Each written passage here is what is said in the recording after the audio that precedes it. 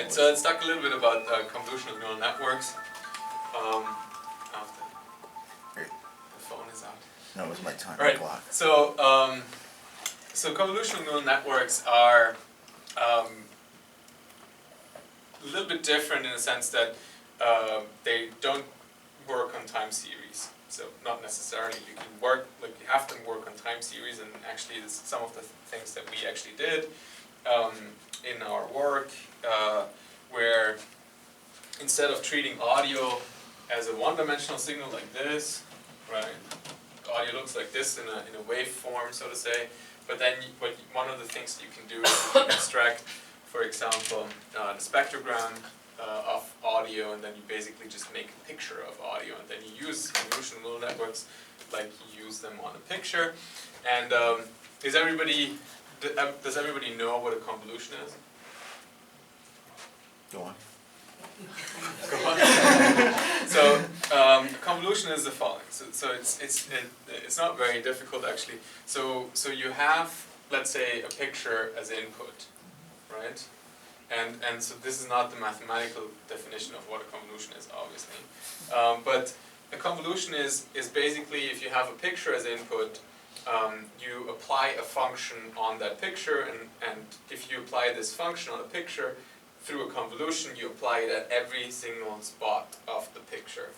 And you just move through the picture, and that's a way how you convolve the picture. So one of the things that you would do is the following.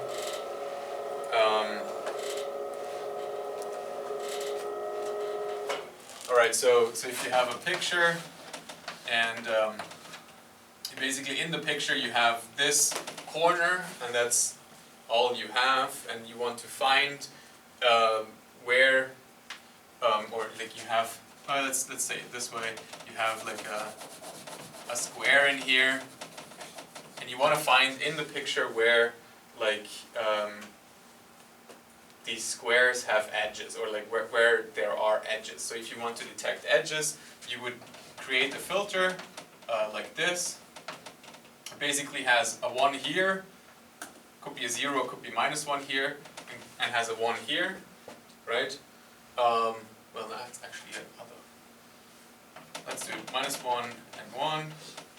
And then what you basically do is you take this thing, and you apply it here, you apply it here, you apply it here, and you basically just copy whatever. So you take this pixel, -1, plus this one, 2, +1 and -1, and like in this case, it's all of them are 0. So you would then produce another image that has a 0 here.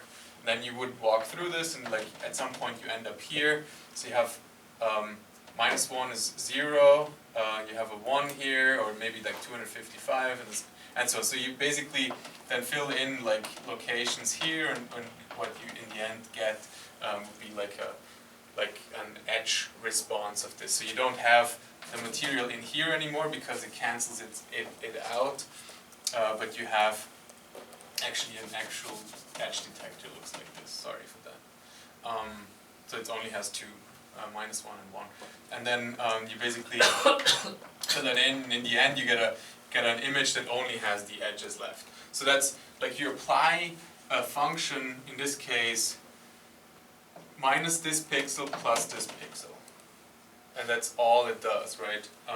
So this is like a convolution, and you walk through this whole picture, and you can already imagine like this would take forever, right, to do that, but because we have GPUs and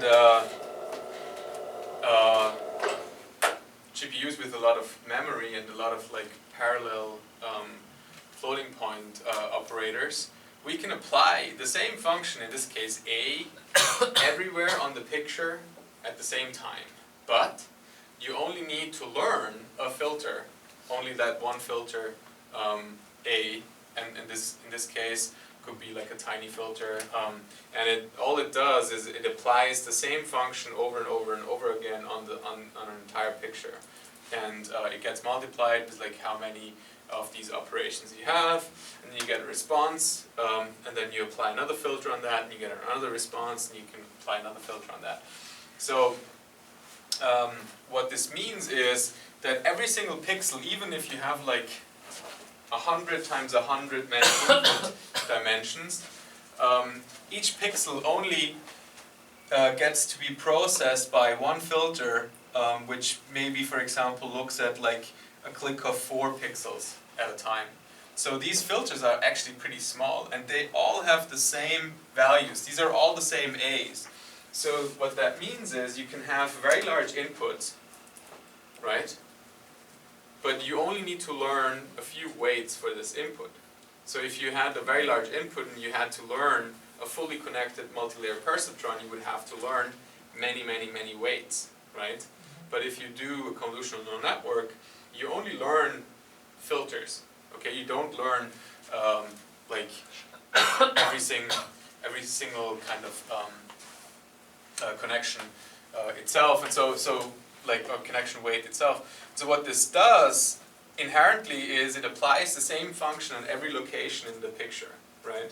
So it doesn't need to reconsider. So like if you want to recognize where an apple is, it doesn't matter if the apple is down here or if it's up here, because every single pixel gets treated exactly the same way, right? So like you apply the same function on the entire picture, and the input for each of these filters down here is like pretty small. So it only looks at like a very localized location. So the receptive field, so to say, or it's called, is very small. But then once you apply a filter on the filter outputs, well, now the receptive field goes up, and it goes up and goes up. So it's very similar to the visual cortex in the human brain. So you increase your knowledge over the entire picture, and at the end, if you have like a fully connected layer or something else at the top, you then incorporate the information from all the filter outputs, which means that you basically apply a function on the entire picture. Okay, so that's kind of like how this works. Yeah, so there are many, many copies that are applied at the same time on the picture. So if you have, for example, an audio frame or an image frame with a constant length, you can apply like an MLP where you have to learn 1, 2, 3, 4, like 10 different functions or different weights. But if you apply a filter to it, you basically just learn this filter, and the filter is nothing but like of size, in this case 2, and it has 2 values, and you just add up, you make a weighted sum between the value 1 and the value 2 and this, right? If you want to have a larger receptive field, well, you can make it get inputs from 3 and so on. Okay, so you each of these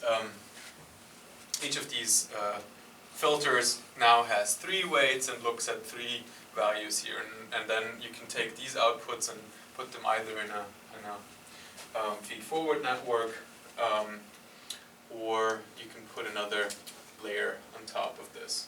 And these other layers, they can have different functions.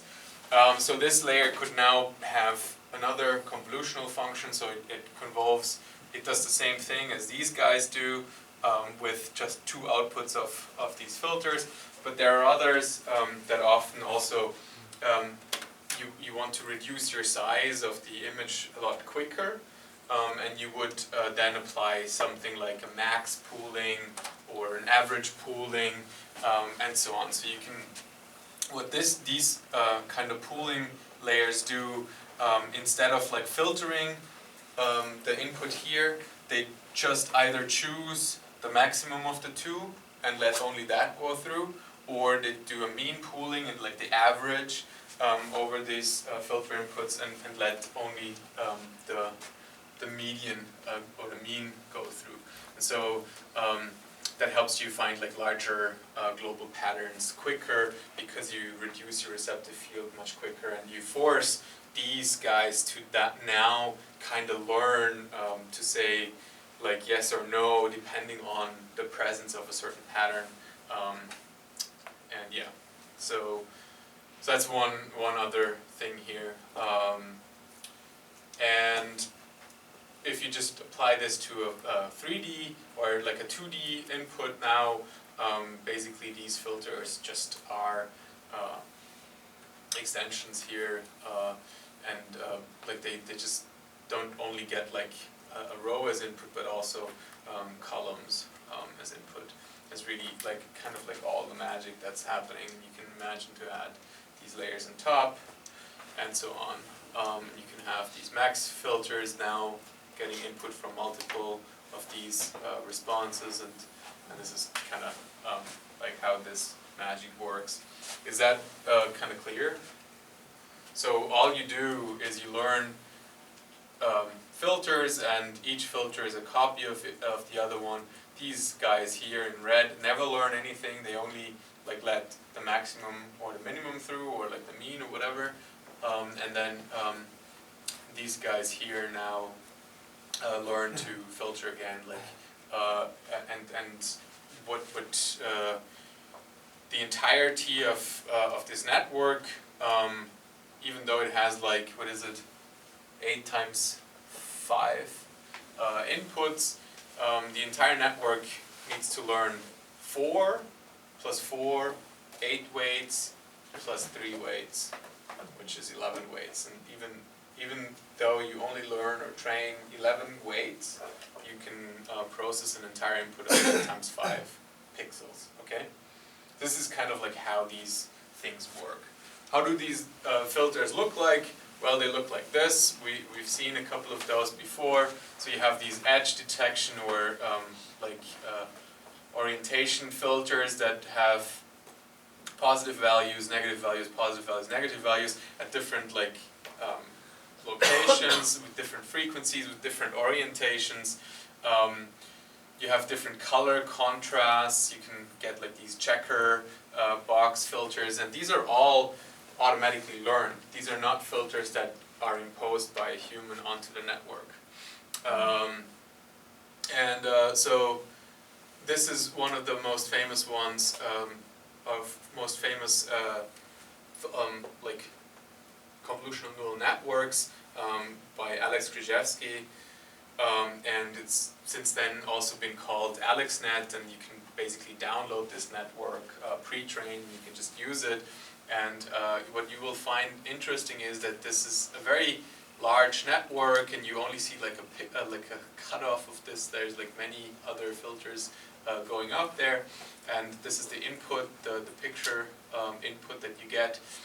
But most of the connections and most of the learned weights are actually at the end, when you have these dense layers that are fully connected, MLP layers. And so these are very large layers, like 2048 inputs in each of those, 1, 2, 3, 4, and then you even have like another output layer. So many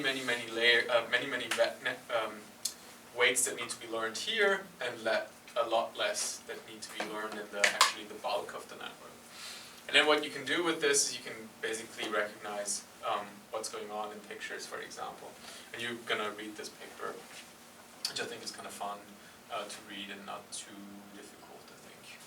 You can, like, if there are formulas that you're not familiar with, you can ask them next week, and we can discuss it. But I think it should be fine.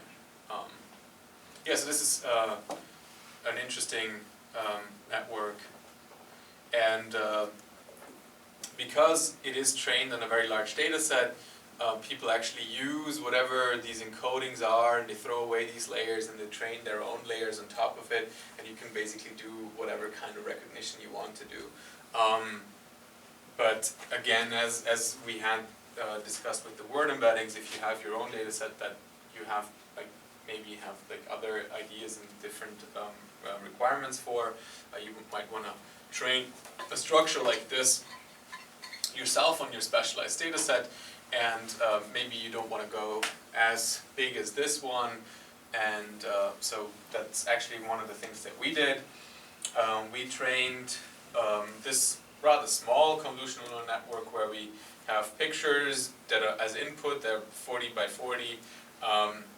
We have convolutions here. I think this is like 4 times 4 or 5 times 5 connections. Then we max pool. We have another set of convolutions, and we max pool again. and then based off of a 6x6 output, we have like a couple of fully connected layers to make assessments on a person's facial expression, and this is kind of what we're doing.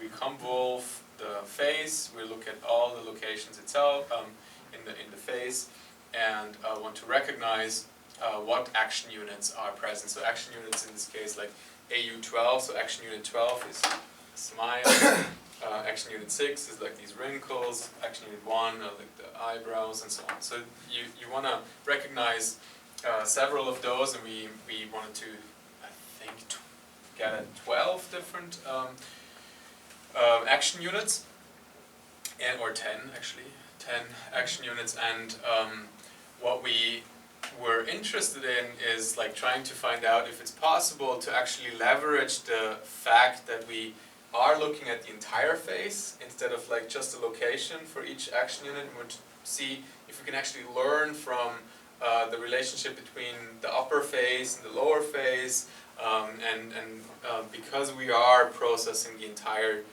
face over within these networks. And what you usually would do is like you would recognize where the face is, and then you would locate the mouth, and then you would apply like your action unit 12 recognizer on the mouth. But we said that we don't really want that, because often you have like maybe the face is covered, and then like these wrinkles you don't really see in a frontal face anyway, so maybe we can infer that they're present if the smile is particularly genuine or something like that. And so this is what we did. We ran our data set, our approach on 2 test data sets, and we were close to the baselines back then, and we outperformed one other baseline and a challenge data set. But then what we wanted to see is basically how well can we basically generalize with this network. And a really good way to generalize in general, to test how well you're doing with generalization, is if you train on one data set and you test on the other.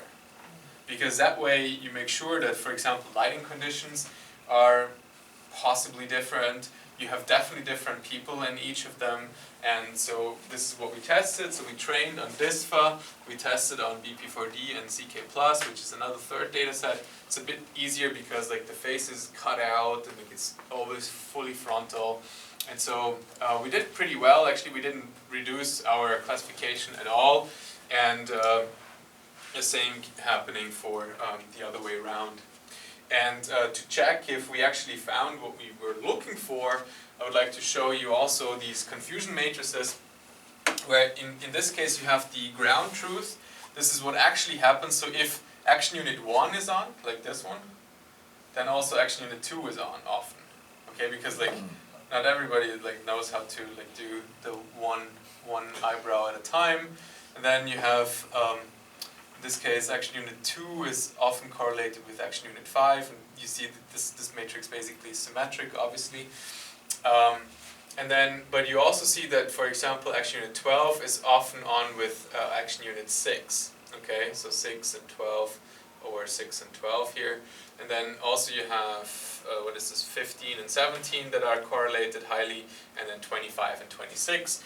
And I don't know all of them by heart, but like, what you can see basically is that our network also learns these relationships where similar action units are active at the same times in both cases, in the ground truth as well as in our refined prediction.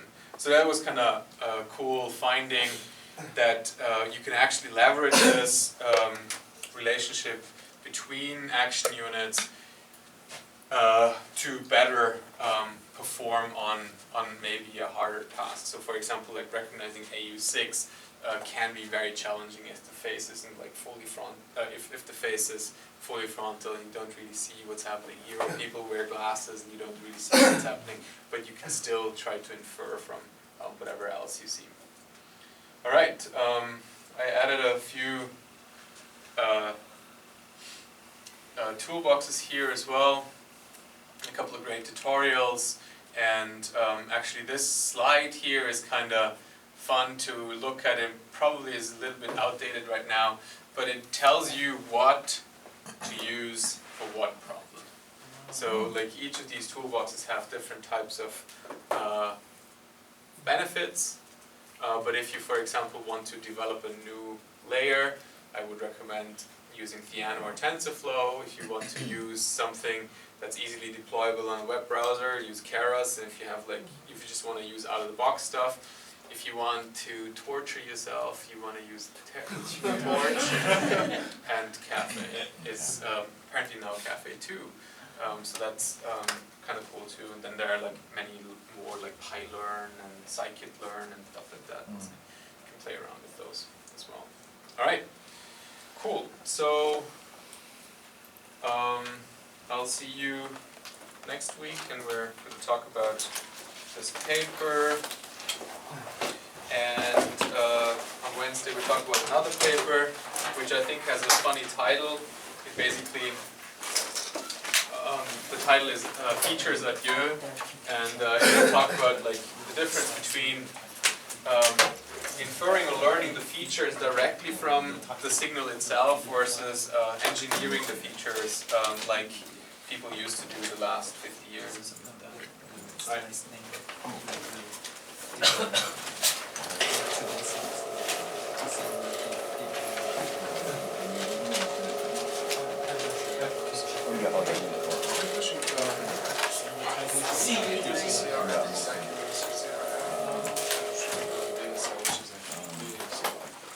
CRF? Like with million hits? No, I don't see one. Oh yeah, hold on. No, I don't have it. Okay, that's the one. Oh, that's what we're talking about. Yeah, this is